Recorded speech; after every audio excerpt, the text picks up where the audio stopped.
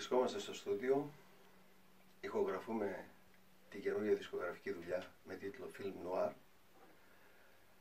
Ένας δίσκος ο οποίος περιέχει ρεπερτόριο που κινείται στα πλαίσια μιας ασπρόμαυρης αισθητικής και ο στόχος είναι να είμαστε έτοιμοι για να πρωτοπαρουσιάσουμε στις 4 Δεκεμβρίου στο Μέγαρο Μουσικής αυτή τη δουλειά υπό την αιγίδα του Ιδρύματος International Foundation for Greece. Ένα πρώτο μέρος θα είναι το Film Noir και θα κλείσουμε με το Δρόμοι στο Φως, επίσης ένα τραγούδι το οποίο πρωτοκυκλοφόρησε πρόσφατα στο διαδίκτυο υπό την αιγίδα πάλι του Ιδρύματος και θα πρωτοπαρουσιαστεί και αυτό για πρώτη φορά.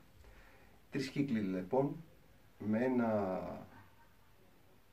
session μουσικών που είναι η μουσική που παίζουν το δίσκο αυτόν, συμπεριλαμβάνοντας και άλλους. Είμαστε μαζί με την Ασπασία, θα σας πει και τις υπόλοιπες λεπτομέρειες.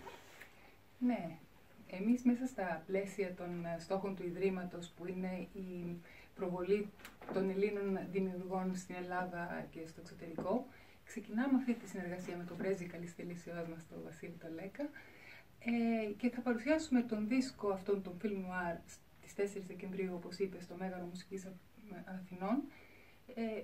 Αυτή είναι η πρώτη εκδήλωση μέσα σε μια σειρά που πρόκειται να ακολουθήσουν και στην υπόλοιπη Ευρώπη, όπως το Λουξεμβούργο, στις Βρυξέλλες και στη Γαλλία στην πρώτη φάση. Τα έσοδα όλα θα διατεθούν ως συνήθως για την ευώδηση των σκοπών του Ιδρύματος και συγκεκριμένα για το πετρέλαιο θέρμανσης στη Σχολεία της Ελλάδος, όπως κάνουμε πάρα πολύ, γιατί έχουμε πάρα πολλές αιτήσεις φέτος, κάθε χρόνο έχουμε και περισσότερες.